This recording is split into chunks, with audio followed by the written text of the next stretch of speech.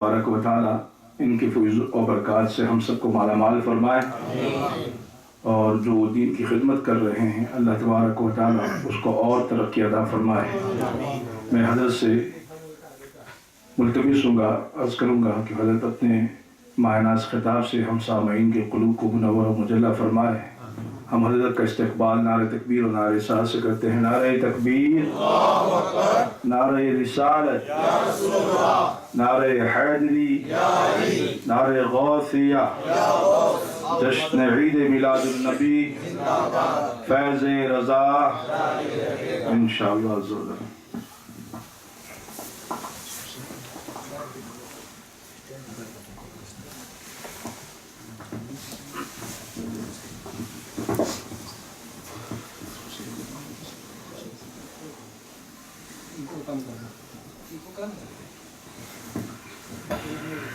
اعوذ باللہ من الشیطان الرجیم، بسم اللہ الرحمن الرحیم، الحمد للہ رب العالمین، والصلاة والسلام علی سید الانبیاء والمرسلین، وعلی آلہ واصحابہ واہل بیتہ وذریاتہ اجمعین، والعاقبۃ للمتقین۔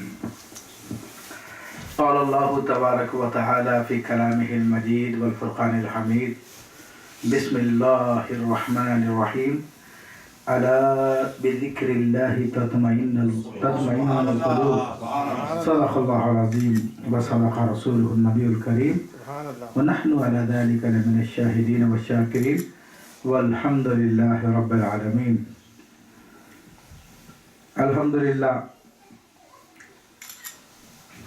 میں بھی شکر گزار ہوں حضرت علامہ مفتی محسن مکی صاحب دامت العالی کا، اسی طرح ان کے رفقائے کار حاجی اقبال لانگیا، ان کے فرزند اور ان کے احباب جتنے یہاں پہ موجود ہیں، اور ہمارے حبیب انصاری اور خالد بھائی، ان تمام حضرات کا کہ مجھے خصوصی طور پہ مدعو بھی کرتے ہیں۔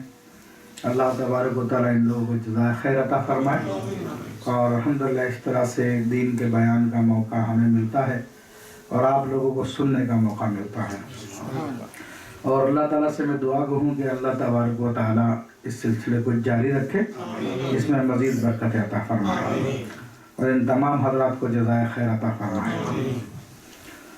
عزیزان گرامی، ماہ ربیع الاول ہے، اور میں نے جو آیت طیبہ تلاوت کی ہے اس میں اللہ تبارک و تعالی نے ارشاد فرمایا، الا، خبردار، ہوشیار، غور سے سنو۔ یہ سب معنی بنتا ہے اس لفظ کا، کوئی بھی ایک معنی لے لیجیے کہ غور سے سنو۔ بذکر اللہ، اللہ کے ذکر سے، تطمئن القلوب، دلوں کو سکون ملتا ہے، دلوں کو اطمینان ملتا ہے۔ یہ آیت طیبہ اللہ تبارک و تعالیٰ کی حمد بھی ہے، اور نبی کریم رؤوف الرحیم صلی اللہ تعالی علیہ وآلہ وسلم کی نعت بھی ہے۔ اللہ کی حمد تو اس طرح سے ہے کہ اس میں جو فرمایا کہ ذکر اللہ سے دلوں کو سکون ملتا ہے، چین ملتا ہے، تو اس کی وجہ یہ ہے کہ ذکر اللہ یعنی اللہ کی یاد ہے اس سے مراد، اور اللہ کی یاد سے دلوں کو چین کیوں ملتا ہے کہ انسان کے دل کو جو پریشانی لاحق ہوتی ہے یا غموں میں انسان بعض اوقات ڈوب جاتا ہے، تو اس کی وجہ اس کے گناہ ہوتے ہیں، کہ گناہ کی وجہ سے انسان مصیبت میں گرفتار ہو جاتا ہے۔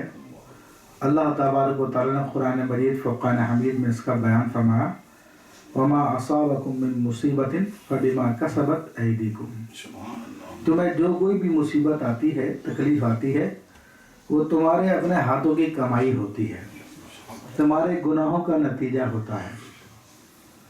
اور یہ اللہ کا ذکر گناہوں کے لیے ایسا ہی ہے جیسا کہ ناپاکی کے لیے دریا کا پانی، کہ کتنی ہی ناپاکی ہو دریا کے پانی میں ڈال دیجئے اور ناپاکی دور ہو جائے گی۔ اسی طرح انسان گناہوں کی وجہ سے جب پریشانیوں میں مبتلا ہو جاتا ہے، اس کی راتوں کی نیندیں اڑ جاتی ہیں، دن کا سکون چھن جاتا ہے اس کے گناہوں کی وجہ سے، تو جب وہ اللہ کو یاد کرتا ہے تو اللہ کی یاد سے، اللہ کے ذکر سے اس کے گناہ دھلنا شروع ہو جاتے ہیں اور اس کو دل کو سکون ملنا شروع ہو جاتا ہے۔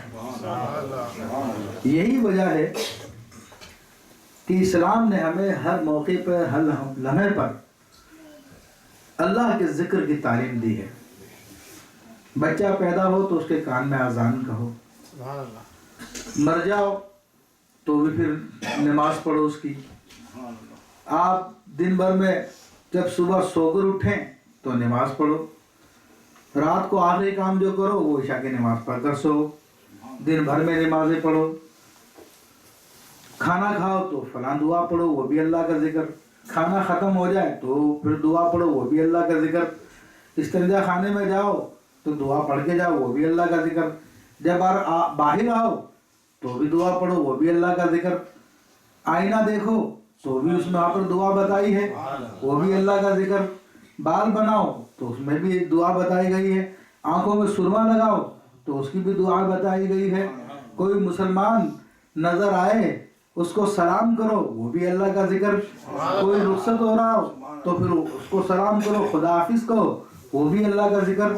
یعنی مسلمان کا کوئی لمحہ ایسا ہے ہی نہیں ہے کہ جس میں ہمیں یہ نہ بتایا گیا ہو کہ کیا اللہ کا ذکر کرنا ہے۔ ہر لمحے میں ہمیں اللہ کے ذکر کی تعلیم دی گئی ہے، تو اس کی وجہ یہی ہے کہ دلوں کا سکون اسی میں ہے، کیونکہ ذکر کرنے سے گناہ کم ہوتے چلے جائیں گے تو پھر وہ جو مصیبت آ گئی تھی وہ دور ہوتی چلی جائے گی۔ تو ایک وجہ تو یہ ہے کہ اللہ کے ذکر میں، اللہ کی یاد میں دلوں کا سکون ہے، دلوں کا چین ہے۔ پھر دوسری وجہ کیا ہے؟ دوسری وجہ یہ کہ انسان دو چیزوں کا مرکب ہے، ایک جسم اور ایک روح۔ ہم غفلت میں ہوتے ہیں اور غفلت میں ہے، آج جو کچھ کر رہے ہیں وہ صرف اپنے جسم کے لیے کر رہے ہیں۔ نرم نرم گدے ہمیں چاہیے اپنے گھروں میں تو اپنے جسم کے لیے کر رہے ہیں، اونچی اونچی بلڈنگیں چاہیے تو اپنے جسم کے لیے کر رہے ہیں، بہترین لباس خرید کے لے کے آ رہے ہیں تو اپنے جسم کے لیے کر رہے ہیں، گاڑیاں بہترین خرید رہے ہیں تو اپنے جسم کے لیے کر رہے ہیں۔ جو کچھ کر رہے ہیں اپنے جسم کے لیے کر رہے ہیں، لیکن روح جس کا تعلق اس عالم سے نہیں ہے، جو ہمارے جسم میں قید کر دی گئی ہے، اس کی غذا کا کوئی اہتمام نہیں ہے۔ تو جب اس کو غذا نہیں ملتی، وہ بھوکی ہوتی ہے، پیاسی ہوتی ہے، تو وہ اضطراب میں آ جاتی ہے، پریشانی میں مبتلا ہو جاتی ہے، جو غم کی صورت میں پھر ظاہر ہوتا ہے۔ کیونکہ اکثر ہوتا ہے کہ انسان کے پاس دنیا کی ساری نعمتیں موجود ہیں، کاروبار چل رہے ہیں، اس کے بچے خوشحال ہیں، کوئی پریشانی نہیں ہے، کوئی درد نہیں ہے، کوئی دکھ نہیں ہے، لیکن دل افسردہ ہو جاتا ہے۔ پتہ نہیں کیوں ہو جاتا ہے، اس کا پتہ کرو گے تو پتہ چلے گا کہ روح تمہاری افسردہ ہے، تم نے اس کی غذا کا اہتمام نہیں کیا، تم نے اس کے پینے کا اہتمام نہیں کیا، کیونکہ یہ جو روح ہے وہ طائر لاہوتی ہے۔ طائر کہتے ہیں پرندے کو اور لاہوت کہتے ہیں عالم خداوندی کو۔ یہ اس کا وطن اصلی ذات خداوندی ہے اور اس کی غذا اللہ کی یاد ہے۔ تو جب انسان اللہ کی یاد کرتا ہے تو پھر روح کو سکون ملتا ہے، روح کو غذا ملتی ہے، روح اطمینان میں آتی ہے۔ جب روح اطمینان میں آتی ہے تو پھر قلب کو سکون مل جاتا ہے، دل کو سکون مل جاتا ہے۔ تو یہ دو وجوہات ہیں جو میں نے آپ کے سامنے بیان کی، جو قرآن میں بیان ہوئی کہ اللہ نے فرمایا کہ خبردار اللہ ہی کے ذکر سے دلوں کو سکون ملتا ہے۔ اب یہ حمد الہی تھی، اس کا میں نے بیان کیا۔ ابھی نعت مصطفیٰ صلی اللہ علیہ وسلم کس طرح یہ آیت طیبہ، لیکن نبی کریم صلی اللہ تعالیٰ علیہ وسلم کے بے شمار نام ہیں، اور ان مقدس اور مبارک ناموں میں ایک نام ذکر اللہ ہے۔ حضور صلی اللہ علیہ وسلم کا ایک نام ذکر اللہ ہے۔ جو لوگ دلائل الخیرات شریف پڑھتے ہیں تو پہلے حزب سے پہلے ان کو ذکر اللہ صلی اللہ علیہ وآلہ وسلم بھی پڑھتے ہیں کہ ذکر اللہ بھی رسول اللہ صلی اللہ علیہ وسلم کا ایک نام ہے۔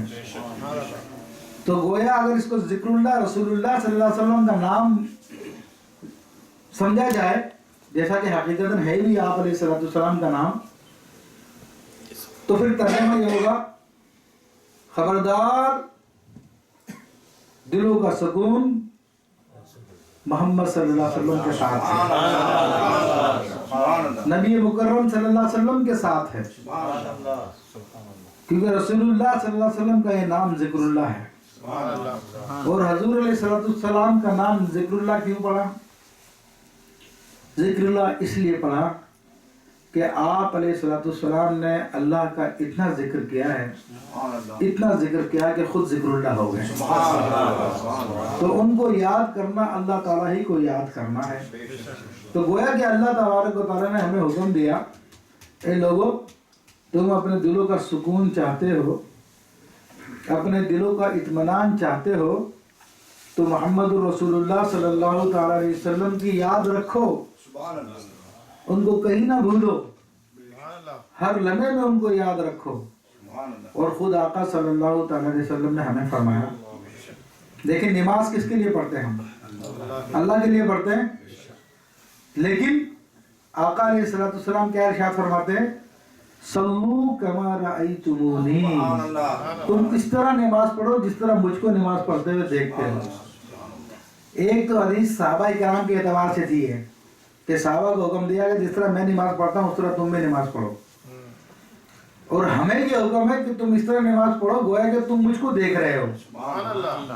صلو کما رأیتمونی، تم نماز پڑھو گویا کہ تم مجھ کو دیکھ رہے ہو کہ میرے آقا علیہ السلام نے اس طرح رکوع کیا، اس طرح سجدہ کیا، اس طرح قیام کیا، اس طرح تشہد کیا، اس طرح قومہ کیا، اس طرح جلسہ کیا، اس طرح قرات کی، اس طرح تسبیحات پڑھی۔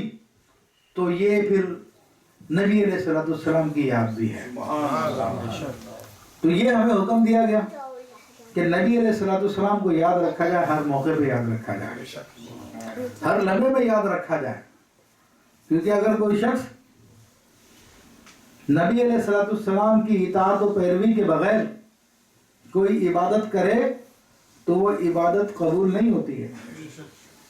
ایک مثال لے لیجئے کہ ایک آدمی قیام کے اندر عطیات پڑھے اور رکوع سجدے میں اور تشہد میں جو قرات کرے، سارے کام کر رہا، قیام بھی کر رہا، رکوع بھی کر رہا، سجدہ بھی کر رہا، تشہد بھی کر رہا، لیکن اس کی نماز قبول نہیں ہوگی۔ کیوں نہیں قبول ہوگی؟ اس لیے قبول نہیں ہوگی کہ اس نے اس طرح نماز نہیں پڑھی جس طرح محمد رسول اللہ صلی اللہ علیہ وسلم نے۔ پھر نماز جیسا کہ عرض کی گئی کہ یہ اللہ کی یاد کے لیے ہے، کیونکہ خود اللہ فرماتا اقم الصلاۃ لذکری، تو نماز کو قائم کر میری یاد کے لیے۔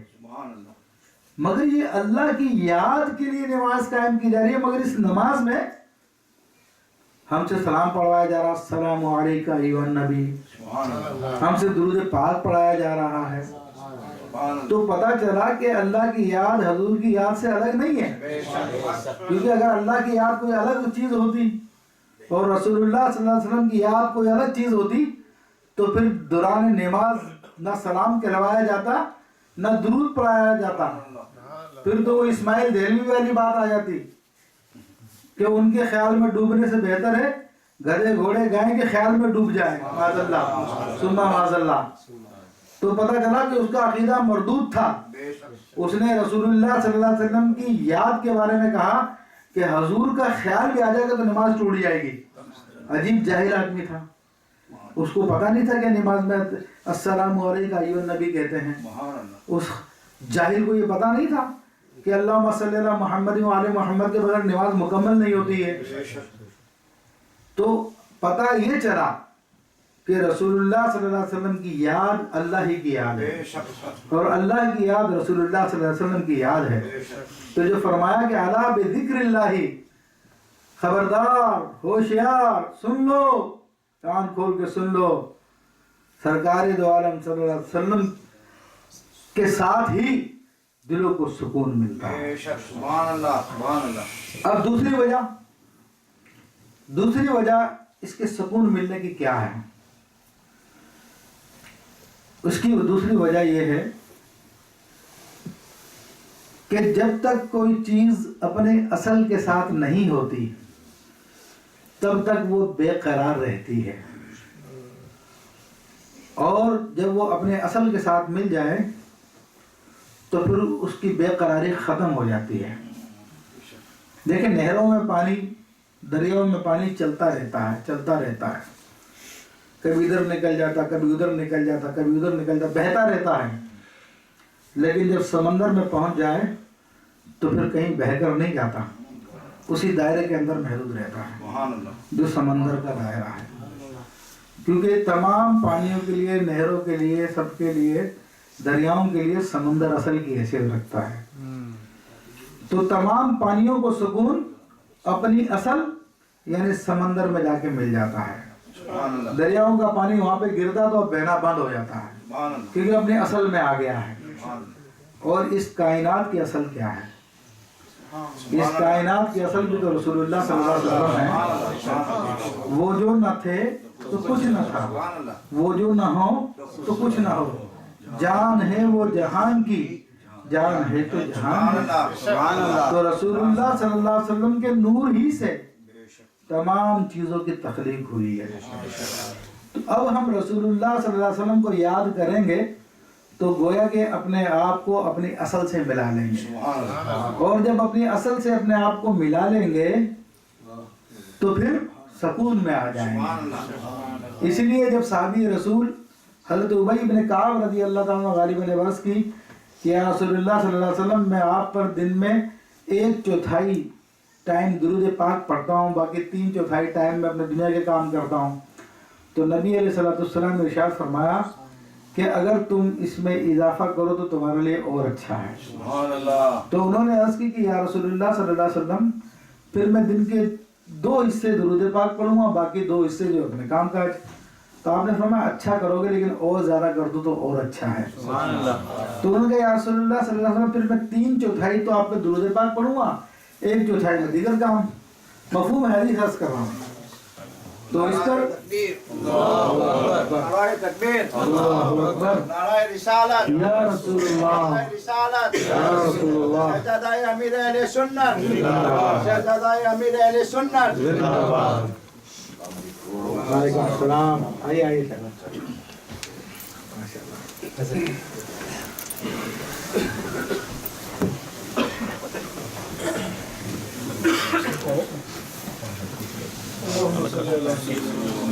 تمام حضرات درود پاک السلام علیکم یا سیدی یا رسول اللہ وعلی آلک و اصحابک یا نور اللہ. تو آپ دیکھیے ان صحابی رسول صلی اللہ علیہ وسلم نے عرض کی یا رسول اللہ صلی اللہ علیہ وسلم 3/4 درود پاک پڑھوں گا پھر 1 حصہ دیگر کاموں کے لیے. تو آپ نے ارشاد فرمایا کہ اچھا کرو گے لیکن اور اضافہ کر دو تو اور اچھا ہے.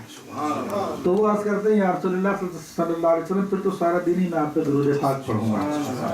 تو حدیث شریف کے کیا الفاظ آتے ہیں کہ فرمایا پھر تو یہ تیرے تمام غموں کے لیے، تیرے تمام کاموں کے لیے کافی ہو جائے گا. تو اپنی جتنا زیادہ یاد کرے گا اپنی اصل سے اتنا قریب ہوگا، اور جب اپنی اصل سے قریب ہوگا تو ساری بے قراریاں ختم ہو جائیں گی، ساری بے سکونیاں ختم ہو جائیں گی. تو اللہ نے جو ارشاد فرمایا کہ الا بذکر اللہ تطمئن القلوب، خبردار اللہ کے ذکر سے. اور اللہ کے ذکر سے کیا مراد ہے؟ ذکر اللہ سے کیا مراد ہے؟ نبی علیہ الصلوۃ والسلام، کہ نبی علیہ الصلوۃ والسلام سے تمہارے دلوں کو سکون ہے. تو یہ اس فرمان کا ایک مقصد یہ بھی نکلتا ہے جیسا کہ میں نے آپ کے سامنے ذکر کیا. اب ذکر کے حوالے سے چند ایک باتیں مزید میں عرض کروں آپ کے سامنے انشاءاللہ تبارک و تعالی. پھر انشاءاللہ قبلہ شاہ صاحب موجود ہیں ہمارے درمیان میں، تو خطاب تو یہ فرمائیں گے، میں تو تھوڑی بہت نصیحتیں کرنے کے لیے بیٹھا ہوں۔ تو دیکھیں ذکر کا بہت حکم دیا گیا، یہاں تک کہ بعض روایتوں میں آیا کہ یہ جہاد سے بھی افضل قرار پایا گیا، اور خود سرکار دو عالم صلی اللہ تعالی علیہ وسلم کا ساری کی ساری سیرت طیبہ ہمارے سامنے ہے کہ آپ کا ہر لمحہ اللہ کی یاد میں تھا، اور اللہ تبارک و تعالیٰ نے قرآن مجید فرقان حمید میں اپنے ایسے بندوں کا ذکر کیا کہ جن کا ہر لمحہ اللہ کی یاد میں گزرتا ہے، اور فرمائے کہ رجال لا تلہیہم تجارت ولا بیع عن ذکر اللہ، کہ اللہ کے ایسے بندے بھی ہیں کہ نہ تو تجارت نہ ہی خرید و فروخت ان کو اللہ کے ذکر سے، اللہ کی یاد سے غافل نہیں کرتی۔ تو یہ اس کے طریقے ہیں باقاعدہ صوفیاء کرام نے بیان فرمائے ہیں کہ کس طرح سے انسان اپنے آپ کو اس مرتبے میں لے جائے کہ پھر وہ کبھی بھی اللہ کے ذکر سے غافل نہ ہو، اس کا سونا، اس کا جاگنا سب کا سب ذکر الہی بن جائے، سب کا سب ذکر الہی بن جائے۔ اس کے باقاعدہ طریقے ہیں، ذکر خفی ہوتا ہے، پاس انفاس ہوتا ہے، کہ امام اہل سنت اعلیٰ حضرت عظیم البرکت رضی اللہ تعالیٰ عنہ نے اس کے طریقے باقاعدہ بیان کیے ہیں کہ وہ کون سے طریقے ہیں کہ جن سے انسان ہر وقت اللہ کے ذکر میں مشغول ہو سکتا ہے۔ ایک طریقہ میں عرض کروں جسے پاس انفاس کہا جاتا ہے، امام اہل سنت ارشاد فرماتے ہیں کہ یہ ذکر جو ہے لا الہ الا اللہ کے ذریعے بھی کیا جا سکتا ہے، اور یہ ذکر اللہ سے بھی کیا جا سکتا ہے، یا اللہ سے بھی کیا جا سکتا ہے۔ مثلا جب آپ سانس اندر لیں تو یہ تصور کریں لا الہ، اور جب سانس باہر نکالیں تو الا اللہ کا تصور کریں۔ جب سانس اندر لیں تو لا الہ الا لا الہ پڑھ رہے ہیں آپ، اور جب سانس باہر نکال رہے ہیں تو الا اللہ کا تصور ہو۔ آپ رحمت اللہ تعالی ارشاد فرماتے ہیں کہ اس تصور کو اپنے اوپر طاری کر لیں، یہاں تک کہ فرماتے ہیں کہ استنجا خانے میں جائے تب بھی یہ ذکر نہ چھوڑے، کیونکہ یہ زبان سے نہیں ہو رہا، یہ آپ کے خیال کے ذریعے ہو رہا ہے، اور استنجا خانے میں وہ ذکر بنا ہوتا ہے جو آپ کی زبان سے ہوتا ہے، یہ آپ کی زبان سے نہیں، یہ سانس کے ذریعے ہے۔ کسی حال میں بھی اس ذکر کو نہ چھوڑے، یہاں تک کہ بندے کی اتنی پریکٹس ہو جاتی ہے تو آپ فرماتے جب سو رہا ہوگا تو بھی اس کا ذکر الہی جاری رہے گا۔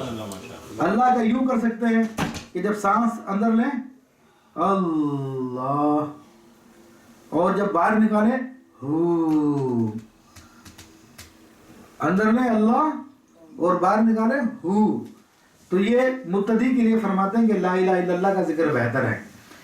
تو یہ وہ ذکر ہوتا ہے کہ جو انسان کے اوپر طاری ہو جاتا ہے، اور جب ذکر طاری ہو جاتا ہے تو پھر یہ معاملہ عشق میں چلا جاتا ہے، یہ معاملہ محبت میں چلا جاتا ہے، اور محبت میں جب چلا جاتا ہے تو پھر کیا نتیجہ نکلتا ہے کہ خود محب محبوب ہو جاتا ہے، خود عاشق معشوق ہو جاتا ہے۔ اس کی بڑی مثال ہے، ایک مرتبہ مجنون کا جب عشق کامل نہیں تھا، نامکمل تھا، ادھورا تھا، ابھی وہ اسٹیجز سے گزر رہا تھا، تو اس ستارے کو دیکھ رہا تھا، تو کس نے کہا مجنون یہ کیا تو کر رہا ہے، ستارے کو دیکھنے سے کیا فائدہ، تو لیلا کے گھر کو دیکھ، شاید لیلا تجھے نظر آ جائے۔ اس نے کہا میں اسی ستارے پہ اکتفا کرتا ہوں جس کی روشنی لیلا کے گھر پہ پڑ رہی ہے۔ یہ عشق ابھی اس کا کامل نہیں ہوا تھا، وہ بڑا مطلب کہ اس کا مجنون نام بھی کیوں پڑا۔ امام جعفر صادق رضی اللہ تعالیٰ عنہ ایک مرتبہ اپنے اصحاب کے ساتھ تشریف فرما تھے، تو بحث یہ چل نکلی کہ خلافت کا کون حقدار ہے، تو اس کا نام تو قیس تھا۔ سب سے پوچھا لوگوں نے جواب دیا حضرت فلاں حقدار ہے، آپ حقدار ہیں۔ جب میں اس سے پوچھا قیس سے کہ بھائی خلافت کا کون حقدار ہے، تو اس نے کہا لیلا خلافت کے حقدار، کیونکہ اس کا تو محبوب وہی تھا اور اس کو ہر جگہ اپنا محبوب نظر آتا تھا۔ یہ محبت کی ابتدائی قسم ہوتی ہے، انتہائی قسم تو وہ ہوتی ہے خود ہی محبوب بن جاتا ہے وہ، لیکن جب مجنوں کا عشق بڑا آ گئے اور یہ اپنے عشق میں کامل ہو گیا تو پھر اس سے کسی نے پوچھا کہ مجنوں لیلا سے تمہاری ملاقات ہوئی؟ کہنے لگا کون لیلا؟ لیلا تو میں خود ہوں۔ یعنی اتنا یاد میں گم ہوا کہ اپنے آپ کو فراموش کر دیا اور اپنے آپ ہی کو لیلا سمجھنے لگا۔ تو یہ عشق جب کامل ہوتا ہے یہی معاملہ ہوتا ہے، تو بندہ ذکر اللہ سے کام کو شروع کرتا ہے، اللہ کی یاد میں گم ہوتا ہے تو ہر چیز میں پھر اس کو اللہ کے جلوے نظر آنا شروع ہو جاتے ہیں۔ اور یہ جب عشق آگے بڑھتا ہے تو پھر وہ بابا بلے شاہ رحمۃ اللہ علیہ نے کیا فرمایا کہ رانجھا رانجھا کرتے میں آپ ہی رانجھا ہوئی، کہ پہلے میں رانجھا کو یاد کرتی تھی، ہیر جو تھی وہ رانجھا کو یاد کرتی تھی، لیکن اتنا یاد کیا کہ پھر اپنے آپ کو بھی رانجھا سمجھنے لگی۔ تو اللہ اللہ کرتے پھر منصور اللہ نے کیا کہا؟ انا الحق انا الحق انا الحق، کہ اپنے وجود کو فراموش کر دیا، اپنے وجود کو فراموش کر دیا اور اپنے خود میں بھی حق کے جلوے ان کو نظر آنے لگے۔ اور یہ کیسی سچی محبت تھی اندازہ کر لیجئے۔ علامہ خفاجی نے نصیب الریاض میں اس واقعے کو نقل کیا پورے کے پورے، اور خود اعلیٰ حضرت فاضل بریلوی رحمۃ اللہ تعالیٰ علیہ نے اپنی کتاب المعتقد والمنتقد میں کے حاشیے میں اس واقعے کو نقل فرمایا۔ تو وہ واقعہ کیا تھا کہ منصور حلاج پر جب کیفیت طاری ہوتی تھی عشق کی تو وہ کہتے ہیں میں حق ہوں، میں حق ہوں، حق کہتے ہیں اللہ کو، دوسرے لفظوں میں یوں کہتے تھے کہ میں اللہ ہوں، میں اللہ ہوں، میں اللہ ہوں۔ یہ معاذ اللہ یہ الفاظ ان کے منہ سے نکلتے تھے جو شریعت میں کفر ہے۔ تو ان کے لیے ان کو منع کیا گیا، ان پہ پھانسی کی سزا طے کر دی گئی، تو ان کو پھانسی دے دی گئی، ان کا خون نکلا تو خون کے قطروں سے بھی انا الحق انا الحق انا الحق کی آواز آ رہی تھی، کیونکہ یہ جب ذکر شروع ہو جاتا ہے نا تو اس کو ملک الموت علیہ السلام بھی ختم نہیں کر سکتے، یہ دل جاری ہوتا ہے تو پھر کبھی بند نہیں ہوتا ہے، اور پھر جسم کے روئے روئے سے یہ آواز آ رہی ہوتی ہے اللہ اللہ اللہ۔ تو پھر لوگوں نے کہا اب کیا کریں، اس کے تو خون سے اس کی بوٹی بوٹی سے آواز آ رہی ہے انا الحق انا الحق کی۔ تو لوگوں نے مشورہ کر کے ان کو جلا دیا، ان کو جلا دیا تو ان کی راکھ سے بھی انا الحق انا الحق کی آواز آ رہی تھی۔ اب کیا کریں بھائی؟ تو لوگوں نے کہا چلو ان کو دریا دجلہ میں ڈال دیتے ہیں تاکہ یہ راگ بہہ جائے گی وہاں پر۔ یہ علامہ خفاجی لکھ رہے ہیں شفا کی شرح میں، کیا ان کی خاک کو لے جا کر دریا میں ڈالا گیا تو دریا میں ایک طوفان برپا ہو گیا اور قریب تھا کہ دریا پورے کے پورے عراق کو ڈبو دے، بغداد کو ڈبو دے۔ سیدنا ابو بکر شبلی رضی اللہ تعالیٰ دریا پہ جاتے ہیں اور دریا پہ جا کر کہتے ہیں منصور اب انا ختم ہو چکی ہے، اب حق حق باقی رہ گیا ہے۔ تو دریا کو سکون آتا ہے اور وہ پھر نارمل طریقے سے چلنا شروع کر دیتا ہے۔ تو جو اہل عشق ہوتے ہیں ان پہ ایک کیفیت آتی ہے۔ خود ابو بکر شبلی رحمۃ اللہ علیہ کا قول نقل کیا اسی کتاب میں کہ ابو بکر شبلی فرماتے تھے کہ میرا حال بھی منصور کے حال سے مختلف نہیں ہے، لیکن منصور نے زبان سے بول دیا، میں نے زبان سے نہیں بولا۔ یہ کیفیت طاری ہوتی ہے۔ حضرت سیدنا بایزید بستامی رضی اللہ تعالیٰ عنہ ان پر جب یہ کیفیت طاری ہوتی تھی تو وہ کہتے تھے سبحانی ما اعظم شانی، میری ذات پاک ہے، میری شان کتنی بلند ہے، حالانکہ یہ الفاظ اللہ کو زیبا ہے صرف۔ تو لوگوں نے کہا حضرت آپ یہ کفر بکتے ہیں، آپ نے فرمایا میں نہیں کہتا۔ کہا نہیں حضرت آپ کہتے ہیں، آپ نے فرمایا میں نہیں کہتا، انہوں نے کہا نہیں حضرت آپ کہتے ہیں. آپ نے فرمایا اچھا آپ کے سے اگر میں الفاظ کہوں تو مجھ کو قتل کر دینا. اب لوگ انتظار میں بیٹھ گئے کہ کب ان پہ یہ کیفیت طاری ہو. اتفاقی بات ہے یہ کیفیت ہر وقت نہیں رہتی انسان پر. منصور حلاج پہ بھی ہر وقت نہیں رہتی تھی. کبھی کبھار آتی ہے کیفیت, کسی پہ بار بار آتی ہے, کسی پہ زندگی میں ایک بار آتی ہے. تو ایسا معاملہ ہوتا ہے. تو اس کو وارد کہتے ہیں. پھر آپ پہ کیفیت طاری ہوئی.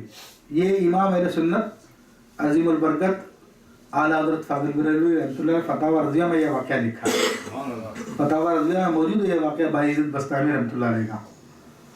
پھر آپ پہ کیفیت طاری ہوئی تو لوگ اپنے ہتھیار سنبھال کے بیٹھے ہوئے تھے. تو جس کے سامنے آپ کے جسم کا جو حصہ ہے اس نے وہاں پہ وار کیا. جب آپ ہوش میں آئے تو سب لوگ زخمی پڑے ہوئے تھے. اس کے اسی جسم کے حصے پہ وہ وار لگا جو آپ کے جسم کے حصے پہ اس نے وار کیا تھا. جب ان کو زخمی پڑا ہوا دیکھا تو آپ نے فرمایا کہ میں نہیں کہتا تھا, میں نہیں کہتا, وہی کہتا ہے جس کو کہنا بجا ہے. جب تجلی اس کی ہوتی ہے تو وہی کہتی ہے. وہ تجلی موسیٰ علیہ السلام کے درخت پہ پڑے. قرآن میں اس کا بیان ہے کہ موسیٰ علیہ السلام آگ لینے کے لیے گئے تھے.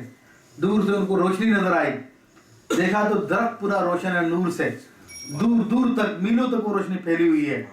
تو درخت سے آواز آتی ہے یا موسیٰ انی انا اللہ رب العالمین, اے موسیٰ میں عالمین کا رب ہوں. درخت بول رہا تھا, نہیں وہ رب کریم کی تجلی تھی اس درخت پہ. جب رب کریم کی تجلی درخت پہ ہو جائے تو درخت کہتا ہے انی انا اللہ رب العالمین. تو رب کریم کی تجلی اگر منصور پہ ہو تو وہ کیوں نہ کہیں گے, بھائی یزید پہ ہو تو کیوں نہ کہیں گے. تو میرے بھائیو اس کے لیے کوشش کی جاتی ہے. شیوخ کے ہاتھ میں ہاتھ دے کر یہ سارے کے سارے مدارس طے کیے جاتے ہیں. جو اپنے رب کے طلبگار ہوتے ہیں اس کی تلاش کرتے ہیں, اس کے لیے کوشش کرتے ہیں. اور دنیا میں جو شخص یہ مقام کو پانے کی کوشش کرتا ہے تو اگر اس کا نصیب ہوا تو مل جاتا ہے, ورنہ نہیں ہوا, سلوک شروع کر دیا تو فرشتے پھر قبر میں اس کو سلوک طے کرا دیتے ہیں. تو اللہ تبارک و تعالی ہمیں اپنے یاد کی ایسی توفیق عطا فرمائے جو اس نے اپنے پیاروں کو عطا فرمائی. آمین بجاہ النبی الامین. سبحان اللہ.